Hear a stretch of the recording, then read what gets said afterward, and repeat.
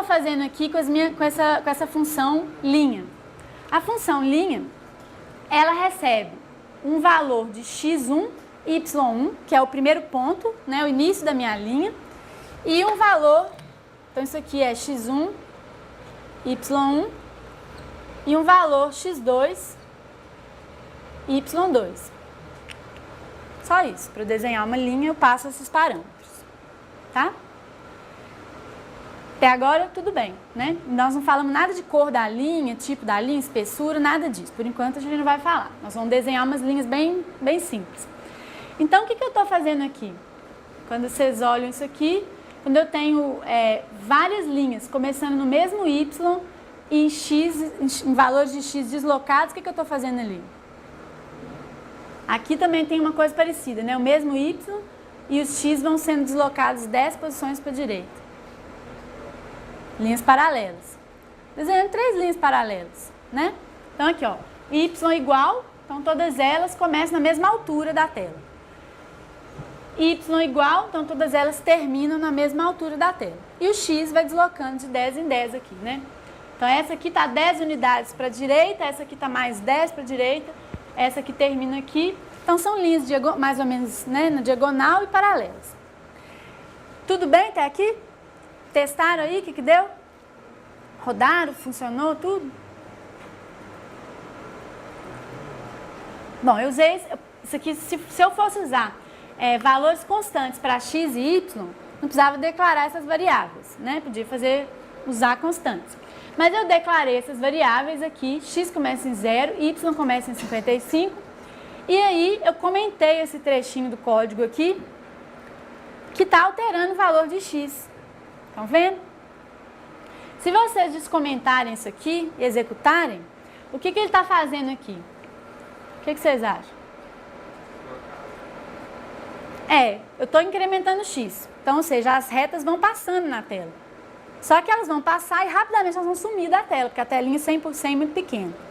Então, o que eu fiz? Se x é maior que 100, ou seja, se ele saiu da tela, que a minha tela tem tamanho 100, eu inicializo o meu x aqui com menos 40, para elas voltarem lá para o início de novo. Né? Então, quando a gente executa esse negócio, será que eu executo aqui para quem não está testando ver? Peraí. O que é isso aqui? Então, vou lá no site, copio esse código, vou no Processing, crio um novo sketch aqui, colo, executo. Então, basicamente, uma telinha 100%, fundo cinza que eu coloquei, e agora eu vou descomentar esse código que faz a animação, né? Então, as linhas vão passando. Bem simples. Então, esse é o nosso primeiro programa em processo.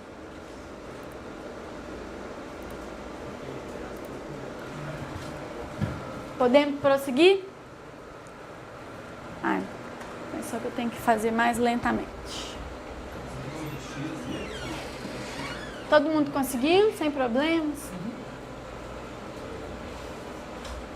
Bom, então agora nós vamos deixar um pouco de lado essa parte de desenho, né? Vamos começar a pensar em como carregar os dados. Vocês olharam o arquivo CSV? Abriram ele para ter uma ideia? O que eu fiz para gerar esse arquivo? Eu fui naquele site, como é que chamava o site? Beautiful Visualizations Award, né? Fui lá, baixei o arquivo de dados deles. É uma planilha Excel cheia de abas, e eu escolhi uma das abas para a gente usar aqui, que é a de 2011, que é a mais nova. Salvei aquilo como CSV, exportei e estou usando, tá? Bom, então agora nós vamos criar uma função que é longa, né? Como vocês já estão vendo, ela vai começar a ser meio longa, para carregar esses dados. Então, nós vamos tentar explicar mais ou menos como é que ela funciona, mas talvez a gente vai passar um pouco rápido. Então, para criar uma função, é bem parecido com Java, né? Vocês estão vendo. Eu defino o tipo da função, o nome da minha função aqui, passo os parâmetros, que são bem parecidos com Java também. Então, o que eu faço para ler um arquivo? O código para ler um arquivo. Declaro aqui um arranjo de strings. E aí eu carrego as strings do arquivo de entrada. Então, essa minha função readInputFile, ela vai receber uma string, que é o nome, com o caminho do arquivo, né? E eu vou, com essa função loadStrings, cada linha vai ficar numa posição desse arranjo, tá? Depois eu vou iterar aqui nesse arranjo, enquanto, né, não chegar na última linha. E aí eu vou processar essas linhas de alguma forma. O que eu vou fazer? Vou quebrar as linhas por vírgula. Então, eu uso essa função split, cadê? Aqui, né, eu passo a linha e o token que eu quero quebrar. Então, isso aqui, essa função split tem muitas variações, tá? Posso, inclusive, passar um conjunto de tokens. Posso querer quebrar por vírgula, ponto, espaço e tal. Então, tem variações dessa função split aqui. Depois, quem tiver interesse, dá uma olhada na referência do processo. Mas, por hora, eu criei um arranjo aqui que vai receber os pedaços da linha. Certo? Então, eu vou quebrar aqui. Então, cada pedaço desse vetor pieces aqui, né, vai ter uma coluna da minha base de dados que eu obtive do arquivo CSV. No caso desse arquivo, eu tenho lá muitas colunas. Mas o que interessa para a gente, para o nosso contexto aqui, são as colunas 0, que é o nome do filme, coluna 3, que é a pontuação da audiência, a coluna 4, que eles chamam de story, mas aqui pra gente é como se fosse eu tô chamando de tipo do filme, mas como poderia chamar isso? O gênero, poderia ter chamado de gênero. Então, tem essa coluna aqui e tem a coluna 12, que me interessa também, que tem a lucratividade em percentual. Então, em alguns casos você tem lá 20%, em alguns casos você tem 6.000%. Né? Então, o que eu fiz aqui? Para poder coletar esse valor aqui, que eu queria armazenar numa variável float, eu tive que tirar do finalzinho dela o símbolo de %. Então, tem que fazer um processamentozinho ali para tirar o % do final e depois fazer uma conversão dele para float aqui. Fiz um cast dele aqui, tá? Então, só isso. Aí, o que eu fiz a seguir? Mandei imprimir o que eu li para testar. Só isso. Então, fiz um print aqui. Esse símbolo estranho aqui é o espaço em branco, tá? Então, tudo bem até aí? Então, essa função aqui é o primeiro refinamento dessa função de leitura do arquivo de entrada. Que ela vai fazer mais coisas depois, porque a gente vai criar objetos para armazenar os filmes, tá? Bom, então eu vou passar para frente, depois vocês vão pegar essas funções e incorporar o projeto de vocês. Só que tem um detalhe, o arquivo que eu vou usar para ler os dados, que é aquele CSV que está no site, vai ter que estar no mesmo diretório. Coloquem ele lá no mesmo diretório do projeto para que ele seja encontrado, tá? Então, vamos continuar. Bom, então estou usando a função setup aqui, que é aquela função que eu falei que executa uma vez, né? Então, o que eu faço? Chamo essa função que lê o arquivo passando o nome do arquivo.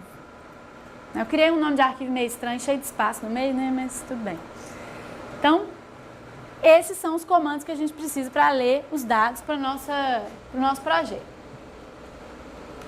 A seguir, nós vamos criar classes para poder instanciar os objetos. Aqui, para quem já programou orientado a objetos, não tem muito segredo não. Mas a gente vai criar, nesse exemplo aqui, uma classe do tipo filme. Para que eu estou fazendo isso? Porque os filmes são objetos visuais que eu vou plotar na minha tela. Não são? Cada filme tem seus atributos. Então, no nosso caso, é a pontuação dada pela audiência, o gênero, o que mais? A lucratividade e tal. Só que tem coisas mais importantes que eu vou colocar ali que justificam a criação desses objetos. Eu vou colocar, por exemplo, a cor dele. Eu vou querer, por exemplo, colocar uma cor nesse objeto. Cada filme tem uma cor. Cada filme vai ser plotado na tela numa posição X e Y. Então, eu quero guardar essas posições para que depois eu possa saber onde o filme está na tela. Porque imagina, o filme tem a pontuação 60%, né, o score lá da audiência de 60% e uma lucratividade de 100%, por exemplo. Mas isso vai ser plotado na tela numa posição X lá, X e Y. Não tem nada a ver com esses valores. Então, eu tenho que saber onde ele está na tela. Vou guardar as posições do objeto filme na tela. E além disso, eu posso querer fazer certas operações no filme. Por exemplo, num dado momento lá da execução, eu posso querer mudar a cor do filme, não é? Então eu posso implementar dentro da classe filme métodos que façam isso para mim. Por exemplo, nossa classe filme depois vai ter uma função que realça o filme. Então o filme está lá plotado bem clarinho, uma cor bem transparente. Quando eu passo o mouse em cima, eu quero que ele fique bem intenso. Então, dentro da classe filme, vou ter condição de fazer essas coisas. Bom, então, vou pular todo o texto aqui e olha o exemplo. Então, crio uma classe filme, coloco aqui os atributos que eu quero colocar no filme, né? O nome, a pontuação, o gênero, a lucratividade, posição X, posição Y e a cor. Então, nesse caso aqui, não tem muita novidade, né? Tudo muito parecido com Java, né? String, int. Só a variável color, o variável do tipo color aqui, que é uma coisa, talvez vocês nunca tenham usado, não sei. Então, eu posso declarar uma variável do tipo cor em processo. Eu mudei o nome da variável, coloquei color aqui, só para ficar diferente do tipo color, tá? Aqui eu tenho o construtor da classe, então, quando eu criar uma variável do tipo filme, eu vou passar o nome do filme e esses atributos aqui. Observe que eu não passei o x e y e não passei a cor. Tá? Por que eu fiz isso? Porque eu vou criar o objeto no momento que eu estiver lendo o arquivo. E nesse momento eu ainda não calculei as posições x e y que esse filme vai ser desenhado na tela. Tá? Estou só pegando o que está no arquivo e guardando dentro do objeto. Então eu vou fazer um array, né, um arranjo de filmes. E quando eu ler o meu arquivo de entrada, eu vou preencher esses dados. Bom, depois do construtor, tem um monte de funçõezinhas que eu criei aqui para setar o valor de x, setar o valor de y, setar a cor, obter a cor, né? E aí vai. Depois a gente vai colocar, por exemplo, uma função que chama highlight, que é a função que vai realçar o filme, por exemplo, tá? O que essa função vai fazer? Mudar a cor do filme, né? Tirar a transparência dela, por exemplo.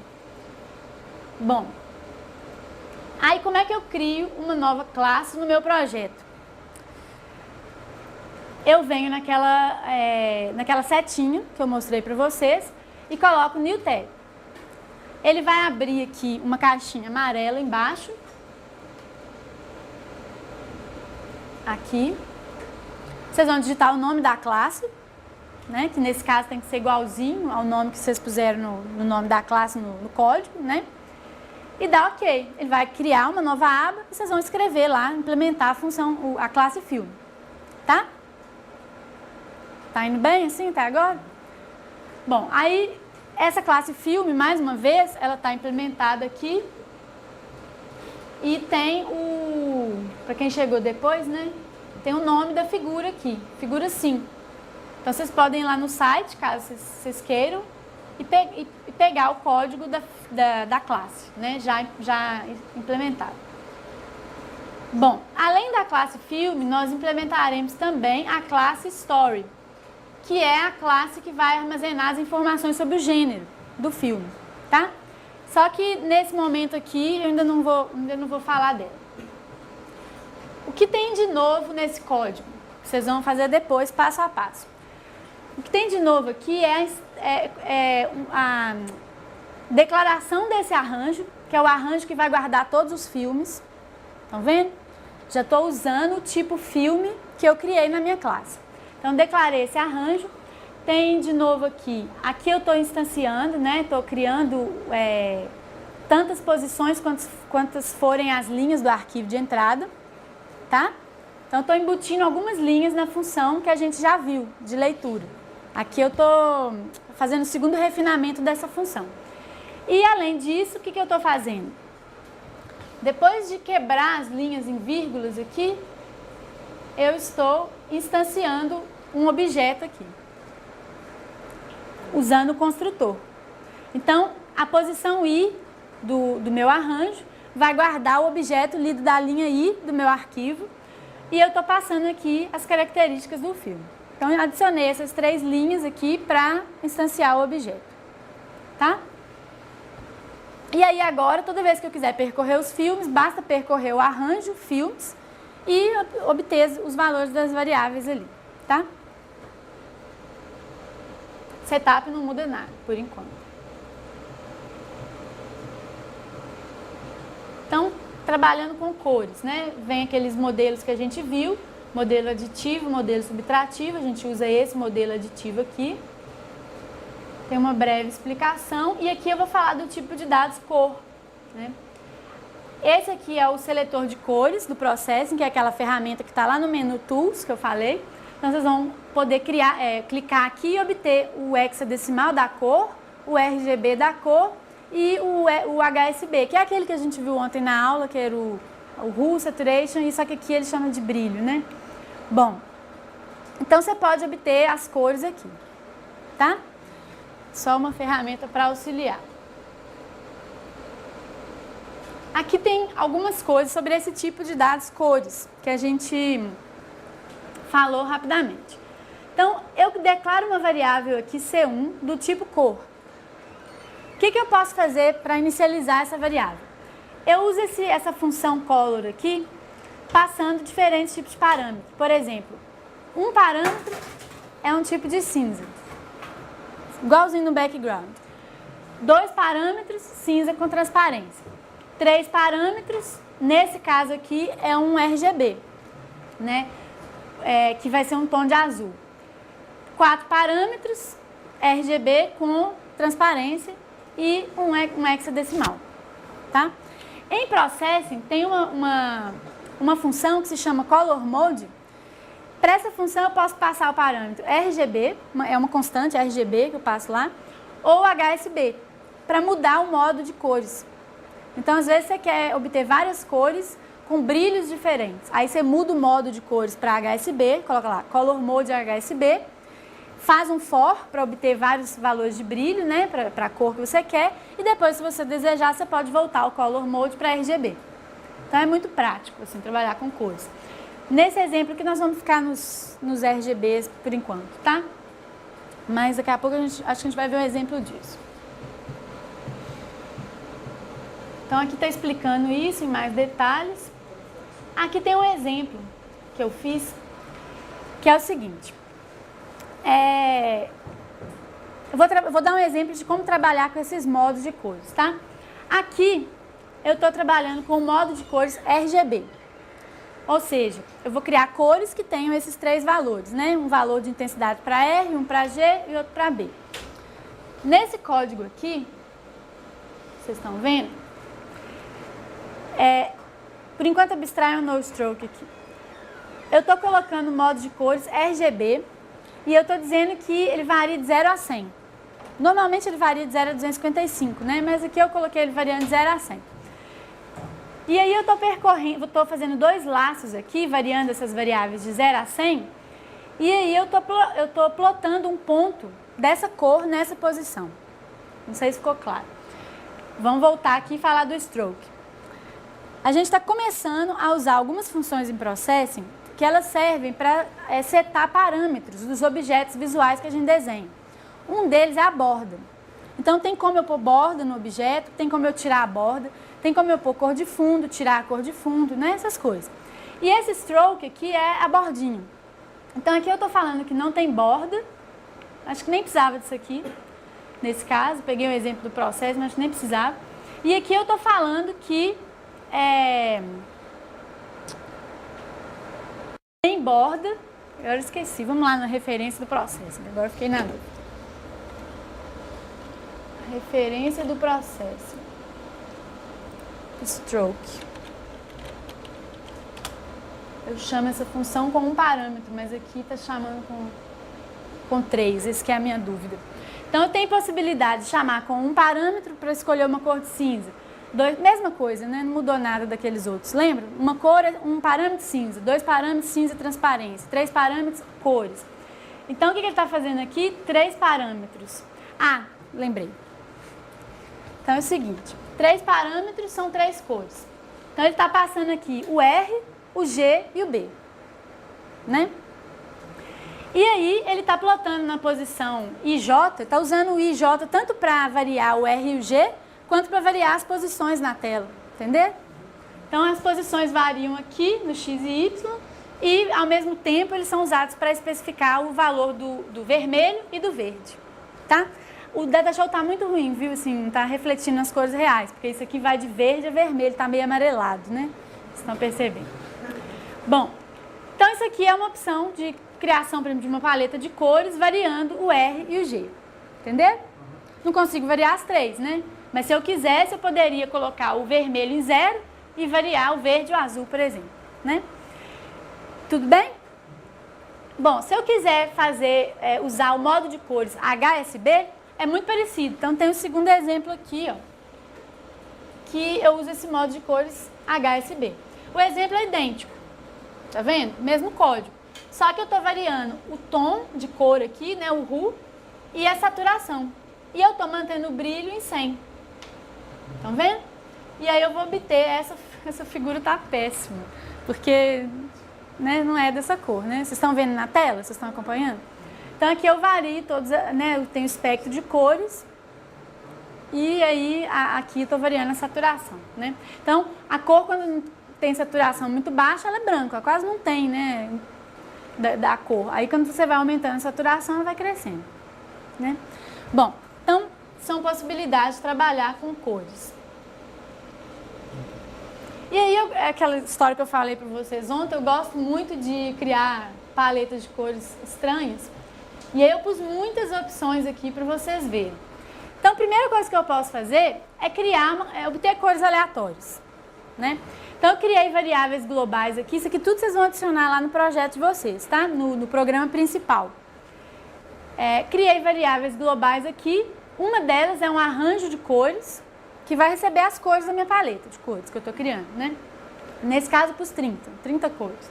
E outra é um índice que vai ser usado para caminhar nessa paleta de forma circular, né? Toda vez que eu pedir uma cor, ele vai trazer a próxima cor da paleta, entendeu?